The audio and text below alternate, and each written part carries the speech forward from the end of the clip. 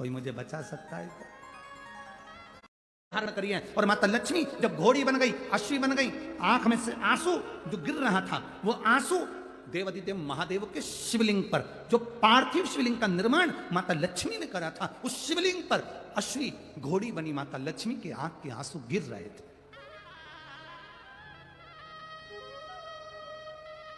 वो अश्रु आते होगे, शंकर के शिवलिंग पर चढ़ा हुआ जल भी जलाधारी पर आता होगा। आता है कि नहीं आता? जम के तो बोलो जरा, आता है ना? शिवजी पे चढ़ा हुआ जल जलाधारी पर क्यों आता है? इस जल को डायरेक्ट बाहर क्यों नहीं निकाल दिया जाता है?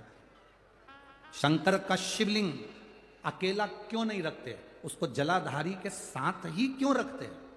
कभी कभी हम नर्मदेश्वर शिवलिंग लेकर आ जाते हैं, अकेला शिवलिंग रहता है, उसको शंकर भगवान के शिवलिंग को जलाधारी पर रखते हैं, जल चढ़ाते हैं, वो जल नीचे जलाधारी पर आता है। उसका जलाधारी पर आने का कारण केवल इतना है क्योंकि मेरे देवादिदेव महादेव ज्यादा से ज्यादा समय तप साधना में लगे रहते हैं, उनके नेत्र बंद रहते हैं, वो साधना में लगे रहते हैं। हम जो जल महादेव को चढ़ाते हैं, वो जल जब नीचे जलाधारी पर आता है, वो जलाधारी मां जगतजननी जगदम्बा अम्बा दुर्गा भवानी का स्थान है।